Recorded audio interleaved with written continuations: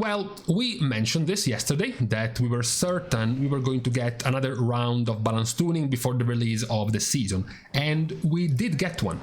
So, based on what we thought was the situation, for example, in the power level of DPS specs in the raid, we said we were expecting some positive changes, especially for specs like balance, arms, subtlety, assassination, enhancement, but even both of the ranged hunters, red paladin, that kind of range of badness. So, a couple of these did get some good changes, however, that's gonna be not nearly enough. We are missing a few too many who are now being relegated to being terrible at the beginning of this season. So, let's start with the slightly least relevant ones. Brewmaster has been nerfed in damage. Shadowpan Brewmaster, which was doing very good damage, not the highest damage out of all tanks by any means, but it was, I guess, the second highest right now, together with Blood Decay. So that is all it is. It's just less damage for Brewmaster Monk, which is a similar treatment given to Prot Warrior. Now, unlike Brewmaster, Prot Warrior was indeed the highest damage tank of the season. They, just to remind everyone, that the release of these tier sets had the Montantaine's 4-piece of Prot Warrior give you 50% more damage to your ionizing strikes, and when they procced, they had a 20% chance to empower your next Thunderclap into a Thunderblast. This was a couple of weeks ago with this balance tuning. This was mega buffed. First of all, the ionizing strikes went from doing 50% to 100% more damage. And on top of that, you no longer have a measly 20% chance to grant you a charge of Thunderblast. You now have a guaranteed chance of gaining a charge of Thunderblast. And on top of that, your next Thunderblast, whenever you proc Ionizing Strikes and gain a charge, was also doing double damage. So this, this accelerated the damage of Prot Warrior around this tier set and around Montantane, both for Ionizing Strike and Thunderblast damage. So nerfing Ionizing Strikes by 30% is like a 5-6-ish% damage for Prot Warrior in, Mythic class in AoE, which was warranted given the kind of damage they were doing in the PTR, and I guess right now, soon to be in the season. The actual relevant changes to DPS specs, though, the first one is, it's part of the pack. Enhancement Shaman was part of the pack of unplayable specs. Enhancement was struggling to get past 5 million simulated single target DPS. They were in the realm of 20% less damage than these specs. So it was completely unfeasible to imagine them becoming a meta for any of the, let's call them, serious raiding guilds. It was just doing too little damage. You were actively trolling your guild if you were trying to play Enhancement. On top of that, to make things worse, your companion in your same class is currently an S tier spec in the raid, so even worse. So finally, at least, you get to see some good news, you get to see some changes for you. The bad thing, these changes are garbage. First of all, you are playing Stormbringer anyways, so this might as well not exist as a balance tuning, and then buffing Lavalash, Windstrike, and Awakening Storm damage is still something along the lines of 3% damage increase. Now, to be somewhat relevant, you should have needed an extra note right here, an extra blue sentence right here, which read all damage increased by 10%. If you add that note, you would have gotten around here, around middling to decent damage, but you haven't. And at the moment, Enhancement Shaman players have pretty much given up. They have lost their minds and they are spending their time just posting the comparisons of their current profile of Enhancement with just a weapon and maybe a trinket swapped, just to laugh at the DPS difference they would currently gain if they simply swapped to Elemental right now. So with this balance tuning change, it's still far too little to do anything for Enhancement. Now, the changes of the day, though, aren't to the nerfs of the damage of tanks or the completely pointless buff to Enhancement, are the ones to the Druids. Yes, who could have thought? Who could have thought that in a race of which one of these specs is going to be buffed to relevance, balance was the one who was going to win out? Honestly, what were the odds? 1.1 1.2. What was the payout on guessing that across these specs, this one was the one who was going to get bailed out in this season? Once again, Balanced Druid gets preferential treatment from Blizzard devs. They are now very close to being essentially mage tier in terms of how much they have been favored by Blizzard. As we can clearly see, Blizzard was perfectly okay letting Enhancement rot at the bottom, or the rogues rot at the bottom, or even arms, or the hunters, but not Druid. So Balance gets a flat 8% damage buff, just like what we said was going to be needed for Enhancement. Blizzard doesn't give it to Enhancement, but does give it to Balance. Now, they do adjust their tier sets. The word adjust means nerf for Elune's Chosen. Your damage increase of Starfire now is reduced by 5%. And your chance to spawn the Star Surge went from 50 to 40%, and the Star Surge itself is slightly less damage. Your split Star Surges, but this is less relevant for single target, now deal damage at 40% effectiveness instead of 80. This is still, because of this, a buff to Elune's Chosen. It's like a 3% damage buff to Elune's Chosen. But the important thing isn't just the 3% buff to Elune's Chosen, is the buff given to Keeper. Because Keeper also gets their 27th change of their Godforsaken tier set. Their 4-piece is back up, accumulating 3% of the damage instead of 2%, and now the maximum amount of this damage you can store scales with 10 times your spell power instead of 6 times your spell power. You get nerfed in the splash AoE it's going to do, but this is whatever. In Mythic Plus you were likely still going to run Elune's Chosen anyways. The result of this is that it's another 5% buff on top of this buff anyways. So it's essentially a 13 or so % damage buff to this build of Keeper of the Grove in basically the raid, in single target. So before Balanced Druid, this was a 5.3 million as Elune's Chosen. Keeper of the Grove was even lower down, but after these buffs you are in the 5.6 plus million DPS. So you are like here, right? These specs, right? We have talked about this. We're talking about 5.9, 6.1, 5.9, 5.8, 5.9. So this is like below this level of specs. But now it's no longer in the dead garbage category. And also the buff, the hidden buff to Balance is the fact that this was going to be considered very poor to play in the raid because you are a Starfire spamming bot, and Starfire as a long cast time locks you in place and makes it hell for heavy movement fights. Meanwhile, Keeper of the Grove is more manageable to move, to cast on the move. So you lose, let's just say, slightly less in movement fights as Keeper than Elune's Chosen. So it would have been ideal if Druids could have gotten this one to be the best performing spec over Elune's Chosen, which they did. So now with this change, as Keeper, Balanced Druid, you are in playable level, which is also going to be relevant and go and touch Resto Druids as well.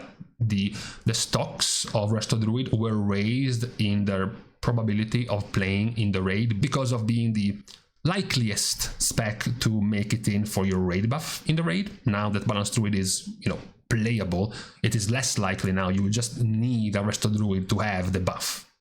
The other change though goes to Druid itself. For Resto, this is also something we mentioned when we had the entire video about the power of Resto Druid, the power of Wildstalker, and the asterisk we put next to Wildstalker. The bug currently benefiting Resto Druid because of rampant growth. Your tier set was considering the HOTS of your regrowth you were duplicating on your 2 targets with Life Bloom as if they were still regrowths cast with clear casting. And your 2-piece made your regrowths cast with clear casting spawn 2 symbiotic blooms. So because you had the spec playing with double Life Bloom, you regrowth, you land double HOTS of regrowth on your 2 Life Bloom targets. Those 2 HOTS generated from a regrowth casted with clear casting were also spawning 2 symbiotic blooms. So instead of generating only 2 symbiotic blooms per regrowth cast with CC, you were casting 6 symbiotic blooms instead of 2. This was of course massively powerful because you can stack 2 charges of clear casting. So before a big damage event, you are banking those 2 clear casting stacks. The damage comes, you double cast Regrowth, and you get yourself 6 plus 6 stacks of Symbiotic Bloom, which is 12, which is a massive amount. Resto has an insane amount of healing scaling. Don't forget that this gives you 2% more healing per stacks of Symbiotic Bloom you have out. So already generating 12 Symbiotic Blooms is 24% more healing done. Don't forget the most insane talent in this entire screen is this one. You think it's cool? It's cool that if you have Symbiotic Bloom on one player, they get healed for 20% more. It's pretty powerful, right? It feels pretty powerful. There is something you don't know. This stacks. If the player has 5 stacks of Symbiotic Bloom, you are healing that player for 100% more. So you create the situation, for example, where you take a fight with very high HPS, like Swampface, right? If you look at the buffs, not just of the Druid, but of all players. So you look at the healing buffs of the players and you check out for Symbiotic Blooms. You see that in a healing heavy period that goes on for like 50 seconds, basically. Let's squish it even more. This is like a 35-second window. Count the amount of Symbiotic Bloom stacks. It's 106. It's 106 stacks of Symbiotic Blooms firing off in 37 seconds, basically 3 every second you are generating. And these stacks also mean healing increase on those players. So this Evoker is being healed for 140% more by the Druid because he has 7 stacks of Symbiotic Blooms. The Hunter is being healed for 120% more, the Warrior for 120% more, the Shaman for 100% more. And then you have to add all of these stacks active at the same time. So it's 6 plus 5 and 5 is 10 is 16. And then it's another 3, it's 19, it's 20 stacks. 20 stacks, then you add them with this. 2% more healing per stack, 40% more healing. This entire thing is of course extremely OP in Mythic Plus because you only have 5 targets. So being able to stack all of this on the same players is obviously much easier when you only have 5 players and when you add the bugged interaction with rampant growth. This was fixed, but we also foretold, we predicted the best case scenario, the scenario where Blizzard says, oh, a bug? No, this was just an intended feature. So what happens is Blizzard is going to remove the bug. Now you no longer get the 4 extra blooms every time you cast a clear casted Regrowth, but you get compensated. Your Symbiotic Blooms and Bursting Growth are now healing for 15% more. The rate increase of your Symbiotic Bloom growth goes from 30 to 45% of your 2-piece. So basically, very simply, the chance for Symbiotic Bloom to spawn. Every time you cast Regrowth on the player, you now have a 45% chance for it to spawn the bloom. Every time you cast Wild Growth, etc, etc. On top of that, you now have the 4-piece, which now causes Symbiotic Bloom healing to have a 35% chance, not 20, to trigger your Bursting Growth, and not at 80% effectiveness, but at 100%. So this is still a 15+% HPS nerf in Mythic Plus, and a much smaller nerf in the raid, but it is still a relevant enough nerf that you might think about, for example, playing Keeper and a more traditional, reju spam, reju spread with Flourish type of build, rather than playing around double Life Bloom and all of these Symbiotic Blooms around. So the healing in Mythic Plus is not nearly as relevant. Why? Again, we are talking about Swampface, the highest HPS boss of the season. All of these logs are in a plus 18 key. This is a Druid on Swampface doing 7.2 million HPS. Once we include the overhealing, 15.4 million HPS.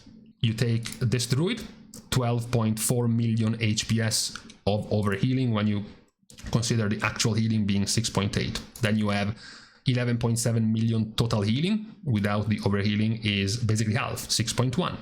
Then you compare this to things like Shamans. They have 7.6 million healing with the overhealing. Without it, they go at 6.4. That is the gap right now in healing you have compared to other specs. The overhealing you do as a Druid compared to, for example, a Shaman. That's how not relevant it is to be nerfed in healing by 15% in Mythic Plus. You have endless healing anyways because of what we just showed. Look at the amount of just these two are doing almost 6 million HPS by themselves. And don't forget, this is even more because having a ton of these is also giving you, as we said, 20% and then 20% and then 20% more healing done. And spreading these on multiple targets also gives you 2% and 2% and 2% more healing. So not only do you have all of this healing from the actual abilities, you also have massive healing increase on your other spells because of all of these blooms on players. For example, Regrowth, average cast 7.7 million healing when technically it does like 2 million normally on like a raw on a player without buffs. That's how much healing increase you can have when you shrink the players. You can spread your blooms to just 5, to just a smaller group compared to the raid. So yes, they have been nerfed, but much less than expected. This was supposed to just be a flat, like 30+% healing nerf in Mythic Plus, if not more, but the compensation has severely reduced the amount of the nerf you would have gotten in Mythic Plus. In the raid, it's like a 5 or 6% healing nerf, which is, yeah, it might impact actually if you get picked over, for example, a Holy Priest or more likely a second Mystery Monk, for example. But if you were wondering, for example, in Mythic Plus, your meta status for the incoming season, it hasn't changed. Your situation is that you are still number 1, and you will have to see, once you go high enough in keys, if Discipline Priest, Oracle Discipline Priest especially, but even Void Weaver, if they can even just barely keep up with your HPS for surviving party-wide big AoE mechanics. Because if they can make it, even just by the very, very 1% alive kind of stretch, then they can be the meta over you. Because they have Absorb Shields, they can prevent one-shots, something that you don't have. It is completely irrelevant if you can heal for 16 million HPS and the priest can only heal for 9 million HPS, if the highest key of the season will require 9 million HPS. That would be enough for them. And then they get to have PI, they get to have barrier, they get to have power shields to absorb one-shot mechanics that you don't have. So at the moment, you're still in no danger of not being the meta spec when it comes to healing, and then you will have to see later down the season, once you get into high keys, the damage starts spiking up much more, if preventing one-shots and preventing single hits with absorb shields will be more powerful than your HPS. But this nerf isn't really going to impact much of anything in terms of your Mythic Plus HPS power, which is still easily the strongest one out of all healers. So with this done with, these are the changes in this last, possibly likely last round of tuning before the release of the season. As said, somewhat disappointing. Balanced Druid ends up, as usual, being the only one who gets a way out of the bottom. All these specs haven't really gotten anything that will put them out of here. Only Balance managed to snack out. So this is what we have for today on this Saturday. With this being said, it is now time to leave each other, because I have to go and drink, since my throat is getting progressively drier as I speak. So thanks of course for everyone who has been watching this video, together with everyone else who is supporting completely for free by liking and commenting down below, as well as subscribing to the channel itself. Now, with these things out of the way, thank you guys again for watching. See you guys tomorrow, and in the meantime, no, I have to reiterate this complaint. Why did we have 2 weeks of chill and nice temperature, and then right as the season releases we go up to 36 degrees? It's a mismatch.